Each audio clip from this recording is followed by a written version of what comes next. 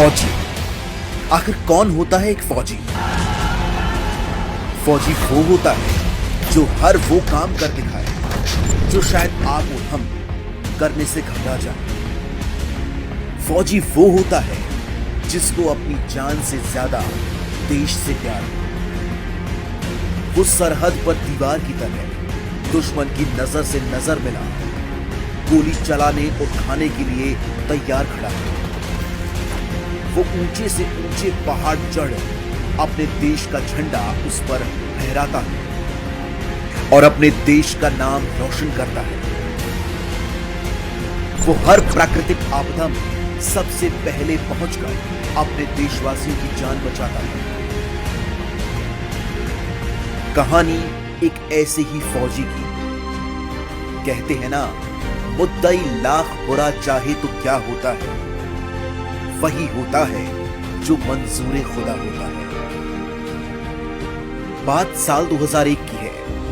भारतीय फौज ने दुनिया की सबसे ऊंची चोटी माउंट एवरेस्ट पर चढ़ने के लिए एक दल भेजा। भारतीय फौज का कोई भी दल अभी तक यह कारनामा नहीं कर पाया था। फोर गढ़वाल राइफल का 32 साल का एक युवा मेजर भी इस दल का हिस्सा था। 21 मई 2001 को इस दल ने माउंट एवरेस्ट के शिखर पर पहुंचने का पहला प्रयास किया। 27,000 फीट की ऊंचाई पर यह दल एक बर्फीले तूफान में फंस गया। खराब मौसम की वजह से विजिबिलिटी कम थी और बर्फ की एक चट्टान से गिरकर यह युवा मेजर घायल हो गया।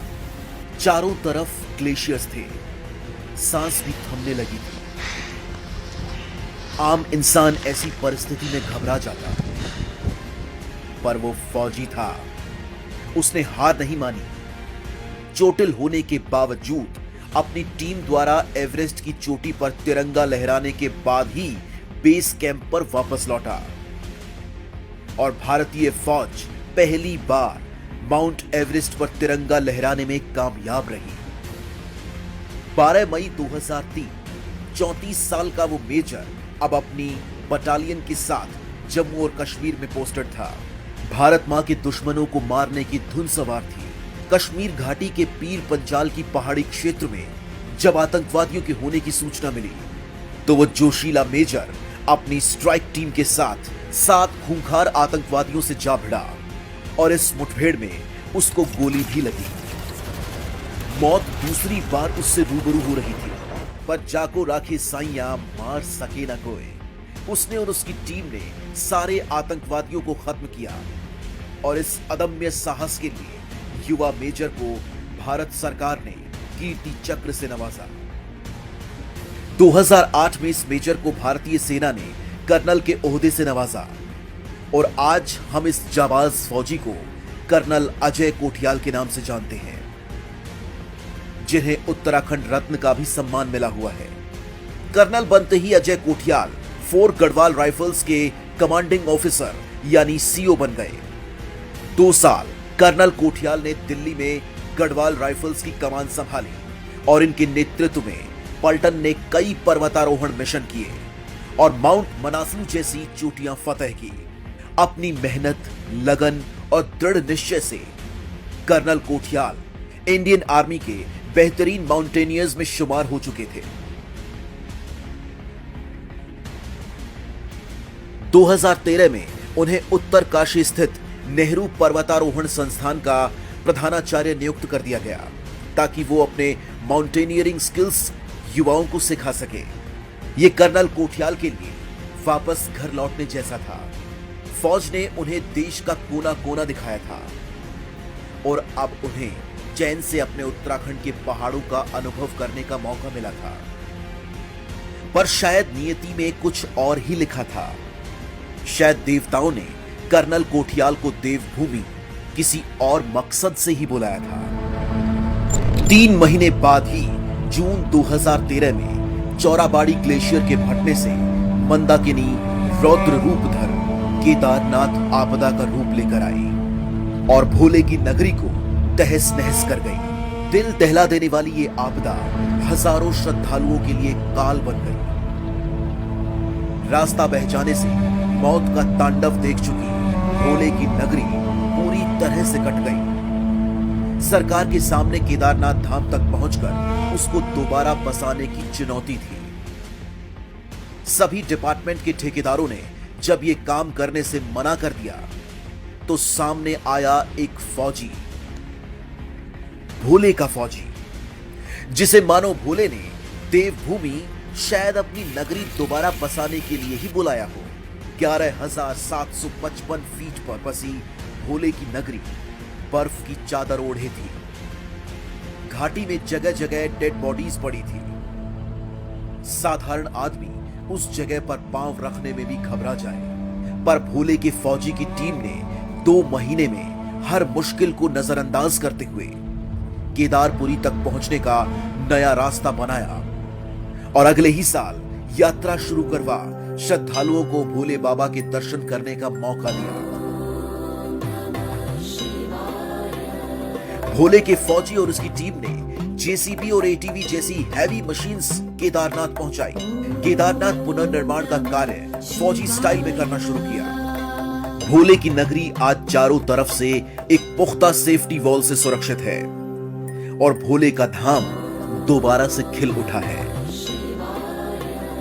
2019 में एक नया कीर्तिमान बना जब रिकॉर्ड 10 लाख लोगों ने केदारनाथ मंदिर के दर्शन किए। आज केदारनाथ मंदिर देश की शान है। भोले बाबा के श्रद्धालुओं का प्यार और शिव शंभू के आशीर्वाद से कर्नल अजय कोठियाल के जीवन का लक्ष्य बदल गया। जो जिंदगी उन्होंने देश को समर्पित कर दी थी, जिस वजह से उन्होंने कभी शादी नहीं की, वो जिंदगी अब उन्होंने समाज सेवा में लगा दी। उत्तराखंड के युवाओं को ही अपना परिवार मान वो अपनी तनख्वाह और पेंशन से उत्तराखंड के युवाओं को फौज में जाने का प्रशिक्षण देने लगे। जिस फौज ने उन्हें सब कुछ दिया था, उस फौज को और मजबूत बनाने के लिए वो उत्तराखंड के युवाओं को कैंप लगाकर पूर्व फौजियों की टीम बनाकर निशुल्क प्रशिक्षण देने लगे। आज उनकी संस्था यूथ फाउंडेशन पिछले 8 सालों में 12,000 से भी ज्यादा युवाओं को सेना में भर्ती करा युवाओं को रोजगार मुहैया कराने का एक बेहतरीन मॉडल बन चुकी है। आज जहां एक तरफ उत्तराखंड का युवा बेरोजगारी की मार झेल रहा है, वहीं दूसरी तरफ उत्तराखंड के पहाड़ शिक्षा और स्वास्थ्य की बुनियादी सुविधाओं के लिए तरस रहे हैं। लोग बेहतर शिक्षा और स्वास्थ्य सुविधाओं के लिए पहाड़ छोड़कर शहर में बसने के लिए मजबूर हैं। पहाड़ की भू आकृति के कारण ये बुनियादी सुविधाएं लोगों तक पहुंचाना चुनौती है। 21 साल में बीजेपी और कांग्रेस के नेता इस चुनौती में विफल रहे हैं, पर यह चुनौती शायद माउंट एवरेस्ट चढ़ने जितनी मुश्किल नहीं। जरूरत है तो साफ चरित्र और नीयत की, और इस चुनौती को अब स्वीकारा है एक फौजी ने, और उसको चाहिए आपका साथ। जी हां, वही भोले का फौजी जो भोले बाबा के आशीर्वाद से अपने जीवन की हर चुनौती में सफल हुआ है, जिसके लीडरशिप के तरीके फौज में सिखाए और अपनाए जाते हैं। भोले के फौजी ने अब उत्तराखंड नवनिर्माण को अपना नया मिशन बना लिया है। कर्नल कोठियाल का जीवन एक खुली किताब की तरह है, जिसके हर पन्ने में शौर्य, देश प्रेम, अटूट संकल्प, समाज सेवा और मानव प्रेम की गाथाएं लिखी हैं। 2022 में इस किताब में उत्तराखंड नवनिर्माण के अध्याय की शुरुआत होने जा रही है।